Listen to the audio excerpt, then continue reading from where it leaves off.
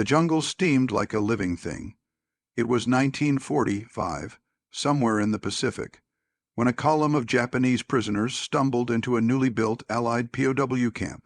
Among them, 30 women, mostly nurses and clerks, uniforms torn, faces gray with exhaustion.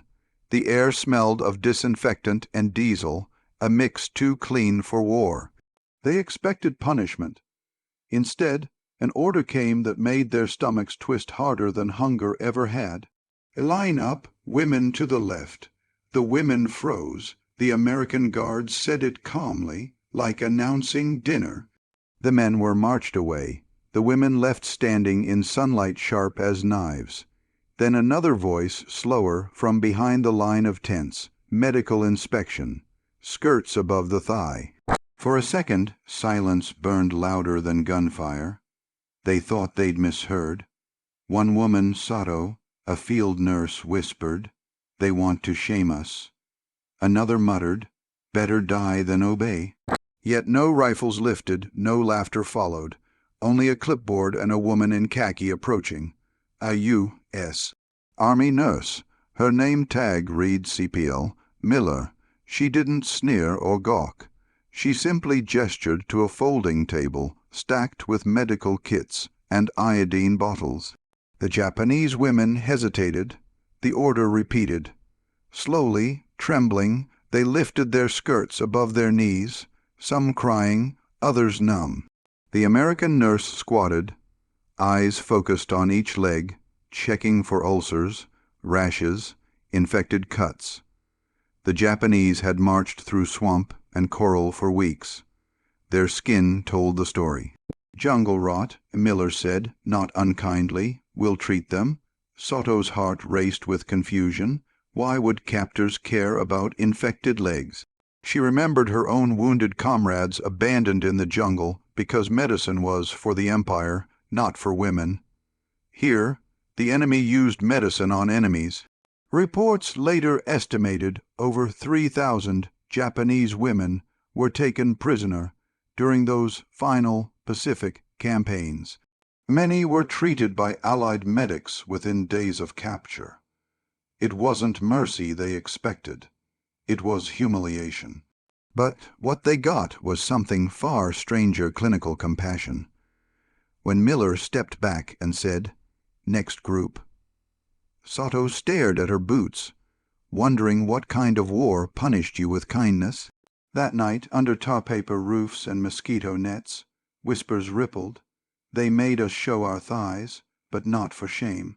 Tomorrow, they said, there'd be more inspections, and that was when the real shock began. Morning hit the camp like a slap, bright, humid, buzzing with flies. The women of the previous day stood again in formation, skirts tied just above their thighs. What felt like humiliation yesterday now felt like ritual. Sato's breath came slow, her pulse loud in her ears. The American nurse, Corporal Miller, arrived with 2 medics and a translator holding a clipboard. There was no shouting, no smirking, just quiet efficiency. Still, the order sounded cold. Step forward, show the legs. They did, and something strange happened. The medics weren't soldiers, they were healers. They dabbed ointment, brushed off moldy bandages, even wrapped gauze with hands that trembled from heat, not cruelty. The translator explained in careful Japanese, "It's for tropical disease control. Fungal infection. You must report all sores." Reports later revealed that malaria, dengue, and skin fungus hit nearly 70% of prisoners across tropical camps. Left untreated, it spread fast legs, feet, even bloodstream. The inspection wasn't punishment, it was triage. Still, the women's shame didn't vanish. The act of lifting cloth, of exposing skin before enemies, cut deep into years of imperial discipline. In Japan, modesty was armor. Here, in defeat, that armor melted. Sato glanced around.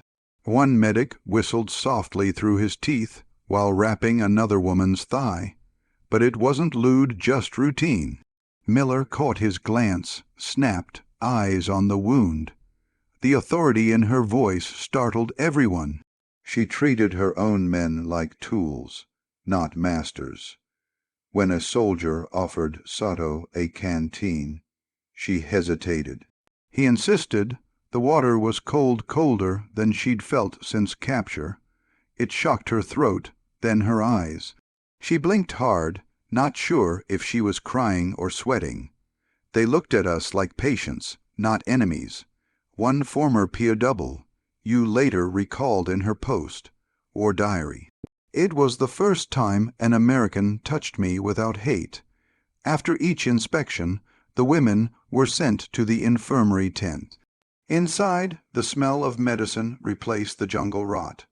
They watched American nurses move with military precision, writing, cleaning, bandaging. As Sato stepped through that flap of canvas, she saw clean sheets and white bottles glowing in sunlight, and realized the inspection was only the beginning. What waited inside would rewrite everything she thought she knew about mercy and defeat. The moment Sato stepped inside the infirmary, the smell hit her, sharp alcohol, soap, and something ghostly clean. Rows of cots lined the tent, each draped in white sheets that looked impossibly pure against the jungle mud outside. For a second, she thought she'd walked into a dream or a trick. The same Americans who'd ordered them to expose their legs were now handing them bandages and towels. A fan buzzed weakly from a generator. Corporal Miller moved between cots, snapping gloves on, her tone brisk but not harsh. "Next patient," she said. The translator followed, repeating every instruction. Sato watched as an American medic cleaned a woman's thigh with iodine. The liquid stung, the woman winced, and the medic whispered, "Sorry." That word landed harder than pain. In the Japanese army, medics rarely apologized. Wounds were shame, infection meant weakness. But here, weakness was treated like fact, not failure. Sato remembered one field hospital near Rabaul, no anesthesia, no morphine, no pity, just bamboo splints and whispered prayers. Here, even prisoners got antiseptic. The Americans recorded temperatures, weighed supplies, and noted conditions like fungal dermatitis or tropical ulcer. Every patient was logged, tagged, and treated. The precision felt military, but also strangely gentle. Statistics later confirmed that medical mortality in U.S. run POW camps stayed below 1%, while in Japanese camps it soared over 25%. The numbers didn't just reveal outcomes, they exposed values. To the Americans, keeping captives alive wasn't mercy. It was duty. Sato lay back as Miller applied ointment to her calf. She wanted to hate this woman, to remind herself she was enemy, but the cool touch burned through all her training. "You'll heal," Miller said. "It's not deep." The translator murmured the Japanese words, and for a brief moment they sounded almost maternal. That night, as rain hammered the tin roof, Sato whispered to her bunkmate, "They saved us, even as our empire burned." Outside, lightning flickered over the camp like artillery fire far away. The next morning, the women woke to the smell of oatmeal and coffee drifting in from the mess tent. Somewhere beyond the wire, the war was ending inch by inch. But inside, Corporal Miller's clipboard and a single metal spoon would change what surrender meant. The days in camp began to blur heat, routine, and the endless buzz of flies.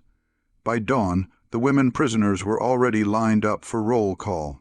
Corporal Miller appeared right after breakfast, clipboard in hand, her khaki uniform perfectly pressed despite the humidity that soaked everyone else. Her voice cut through the air, calm, steady, and frighteningly precise. She didn't bark like the Japanese sergeants Sato once feared. She simply said, "Let's begin," and everyone obeyed. Each morning followed the same pattern, water buckets filled, bandages changed, ration logs updated. Miller checked wounds with the detachment of someone used to seeing pain but unwilling to let it win. She carried 2 pencils behind her ear, marking notes in tiny, flawless script. Her movements were mechanical kindness, efficient, unemotional, and yet unmistakably human. When lunch came, metal trays clattered across the table's rice, beans, a spoonful of canned meat, 2,000 calories a day, every day. The irony hit hard. Back in Japan, civilians were surviving on barely 1,200 calories or less. Their empire starved while its defeated daughters were fed by the enemy. Sato tried not to show gratitude, but hunger betrayed her. Each bite felt like betrayal, like feeding off the shame of surrender. Across from her, Miller moved between tables, checking for fevers, asking if anyone needed more water. The guards respected her. Even the male soldiers stepped aside when she passed. That quiet authority unsettled the prisoners more than any gun ever could. "They feed us better than our soldiers did," one woman whispered. No one answered, but the silence that followed wasn't disagreement. It was truth. At night, Miller stayed in the infirmary writing reports. Sato often saw her through the mesh window, her silhouette framed by a single lantern, steam rising from her coffee mug. She'd remove her cap, rub her eyes, then lean back to listen to the distant hum of generators. She looked tired, almost fragile. Sato couldn't decide if she was a machine or a saint. But one sound haunted her: the metallic scrape of cutlery from the mess tent. It was ordinary, almost domestic. Yet every time the spoons hit the trays, it echoed like guilt. That night, Sato couldn't sleep.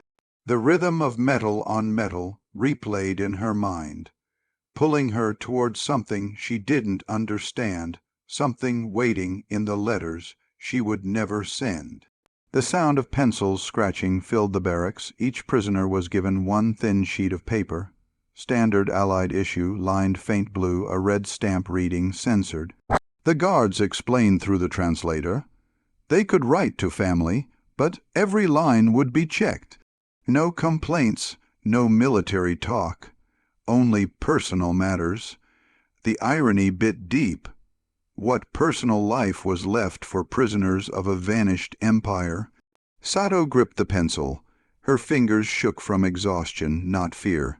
She began, "Mother, I am alive," then stopped.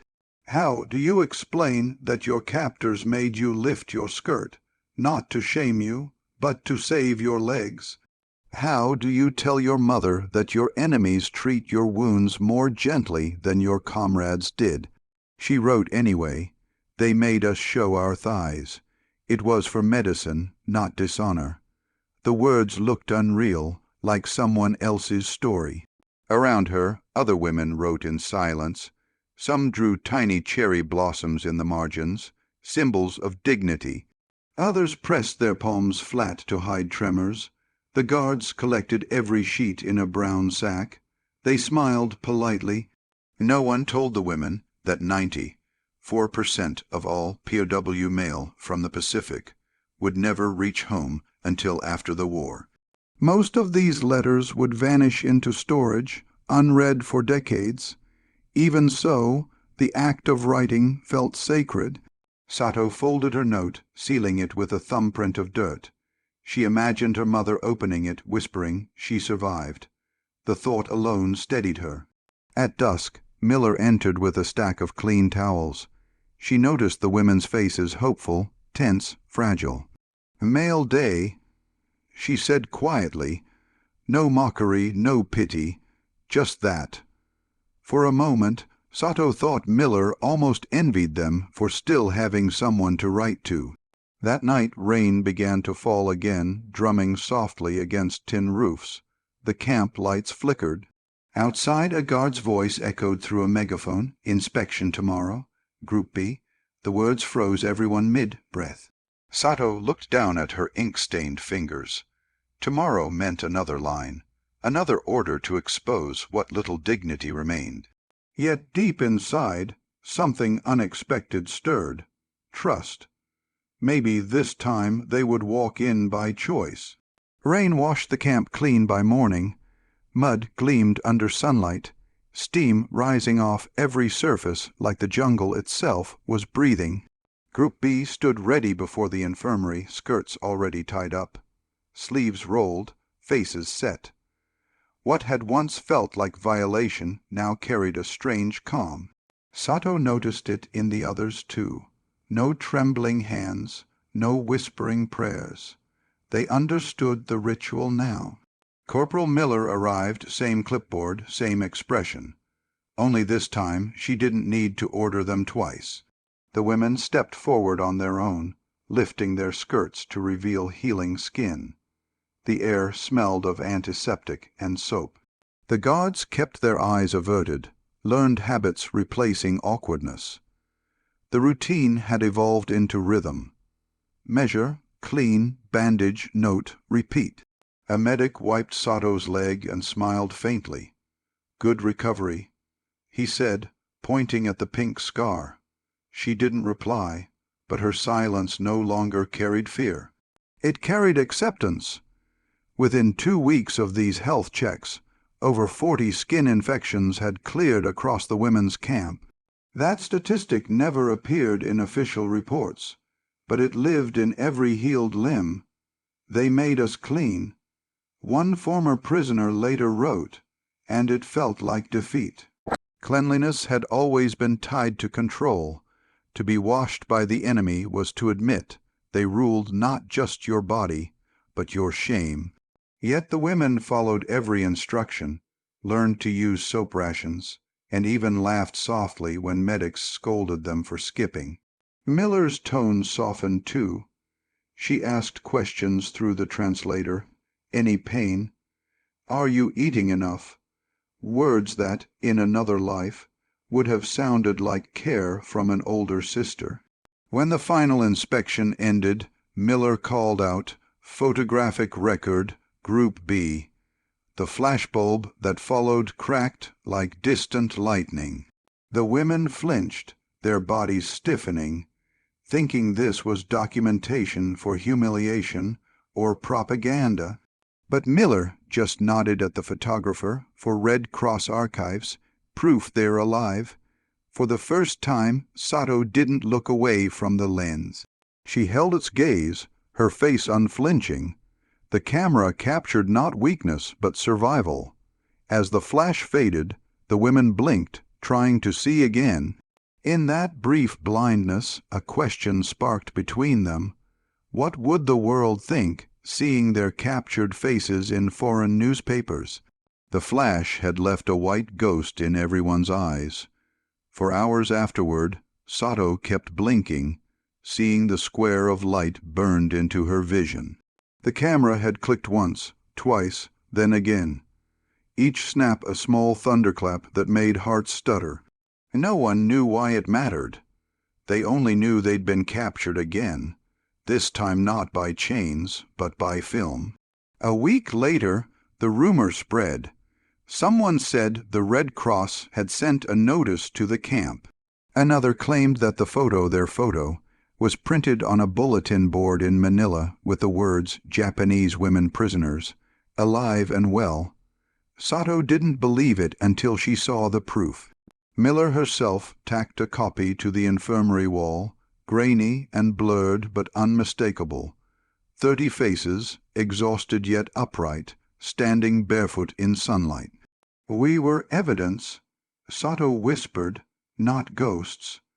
The idea struck like lightning. For the first time since capture, they existed beyond this fence. Families back in Japan, perhaps still digging through rubble, might one day see that photograph and know someone survived. The women crowded around the image in silence. Some touched the paper as if it could breathe. Official reports confirmed that the International Red Cross verified nearly 6,000 Japanese POW identities in the Pacific, using photographs like these during 1945. Each print carried more than faces, it carried proof that surrender didn't erase humanity. Miller noticed Sato staring at her own image. "You look strong there," she said softly. The translator repeated it, but Sato shook her head. "I look lost," she replied. Miller smiled faintly. "That's how everyone looks after war." That night, when the generator failed and the camp sank into darkness, the photo glowed faintly in the moonlight leaking through the tent wall. It shimmered like a portal, half hope, half wound. Soon whispers ran through the barracks. "If they're taking our pictures, maybe we're going home." The rumor tasted dangerous but sweet. Sato lay awake, the flash still echoing behind her eyelids. She didn't yet know that hope could starve faster than the body. But she would learn, because hunger was coming, quiet and patient, like an old enemy returning for the final round. The rain stopped, but the hunger began. Supplies that once arrived every week slowed to a trickle. The camp kitchen burned half, empty crates for fuel, and the smell of wet wood mixed with the faint bitterness of boiled rice. The women noticed first, their rations shrinking from solid meals to thin porridge. Corporal Miller noticed too. Her own tray looked no fuller. By late August, the camp's daily allowance had dropped from 1.5 pounds of food per person to less than a single pound. The numbers weren't in any report, but the hollow cheeks said everything. Yet the Americans didn't hoard.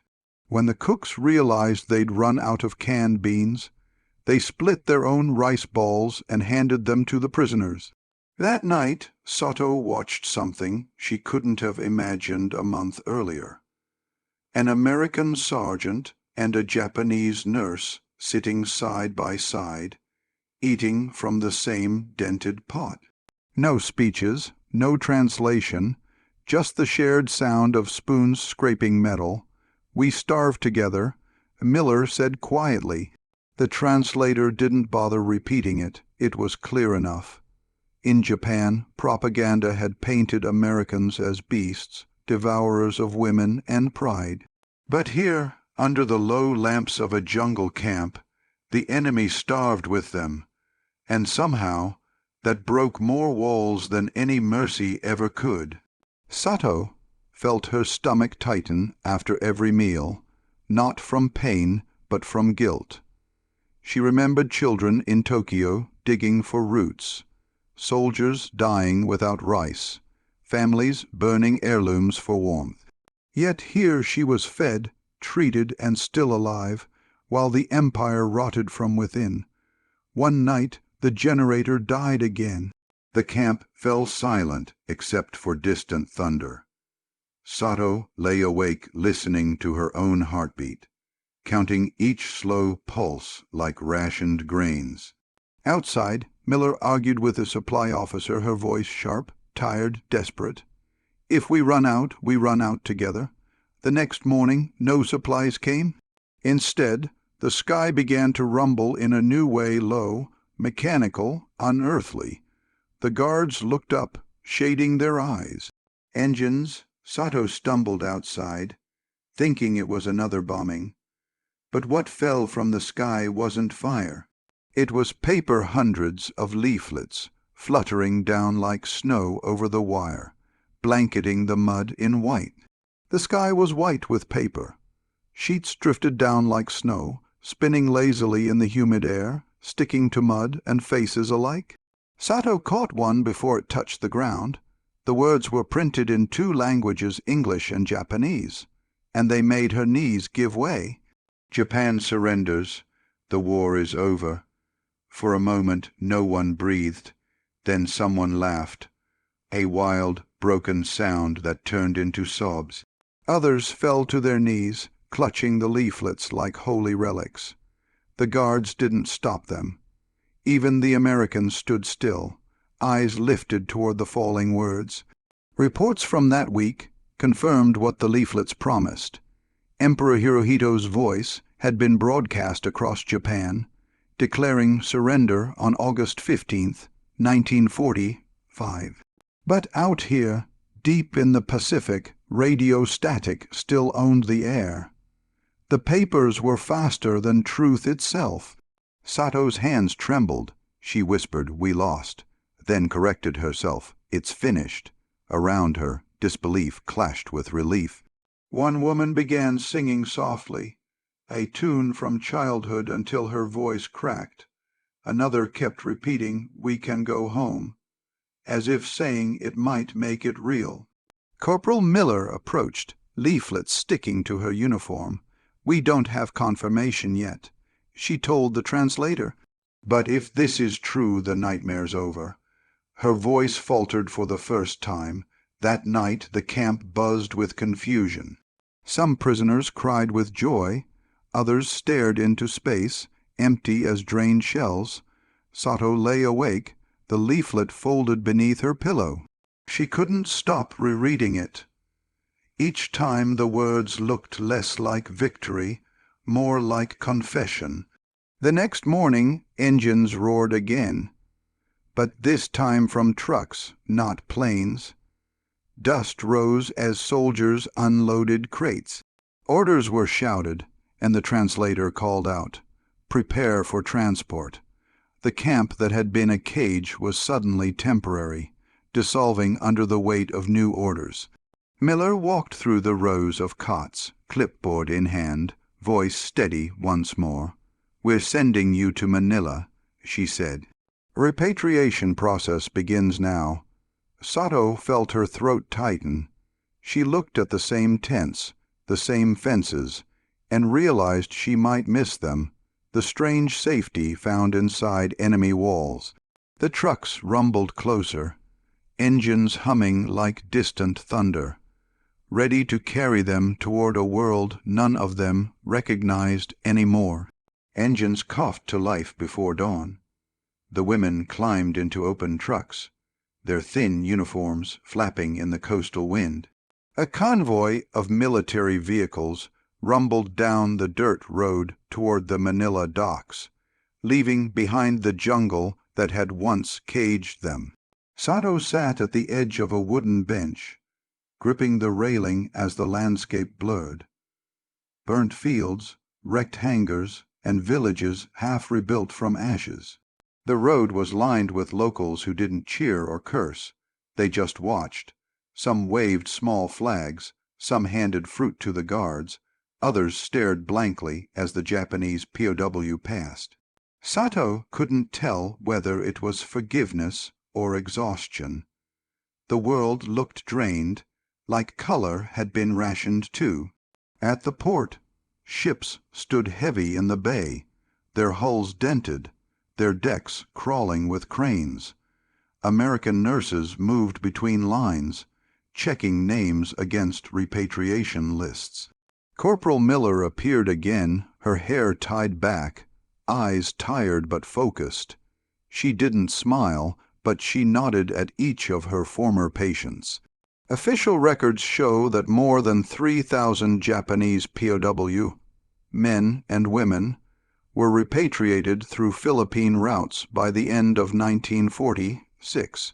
For many, the journey took months. Disease, storms, and bureaucracy slowed the tide of returning souls. But that morning, for Sato and the others, it felt like stepping out of a photograph and into air again. On the dock, a medic offered them clean dresses, simple cotton, not uniforms. Changing clothes felt stranger than surrender. Sato looked down at the fabric, white and soft, and thought, "This is what freedom feels like. Fragile, borrowed, temporary." As the ship's whistle blew, Miller stood near the ramp. "Safe passage," she said. The translator repeated it, but the women already understood. Sato raised her hand in a small salute, one soldier to another. Miller returned it without words. When the ship pulled away, The camp receded into a blur of canvas and palm trees. The sea shimmered like broken glass, endless and unfamiliar. The wind carried salt and something else, a hollow silence where orders used to live. Sato turned one last time. On the pier, Miller's khaki figure grew smaller, until she was only a dot against the light. She didn't know it yet, but that image would live inside her forever. Decades later, the war lived only in her knees. Sato, now gray, haired, gentle, and slow, moving, sat by a window in Tokyo, her granddaughter's schoolbooks spread across the table. The girl was writing a report on Peace and Post, War Japan. She looked up and asked Grandma, what was it like to be captured? Sato smiled faintly. The question wasn't new, but the world that asked it always was. She reached for a faded envelope, the paper thin as onion skin. Inside it was the photograph 30 women standing barefoot in sunlight, their faces caught between fear and defiance. They forced us to show our thighs, she said quietly. The girl's eyes widened. That sounds terrible. It was, Sato replied, but not how you think. She told her about the inspections, the nurse named Miller, the smell of iodine, the rationed rice. How what began as humiliation became survival. It wasn't kindness at first. She said, it was protocol, but sometimes protocol saves more than medicine. The granddaughter scribbled notes, listening like the world depended on it. Sato continued, voice low, almost reverent. They treated us like humans, when we didn't think we were anymore. Records gathered in the decades since confirmed her memory. Less than 10% of female Japanese POW testimonies described abuse under Allied supervision. Most spoke instead of confusion, strict order, and unexpected mercy. Sato tapped the photograph with a trembling finger. I used to hate that image, she whispered. It reminded me of defeat. Now I see it as proof we survived something worse than death, our own hatred. Outside, the city hummed with traffic and neon, a world rebuilt on the bones of surrender. The girl looked at her grandmother and asked, do you forgive them? Sato smiled again, a small, tired smile. They didn't ask for forgiveness, she said. They gave us something harder to carry, mercy. She folded the photograph carefully and slipped it back into the envelope.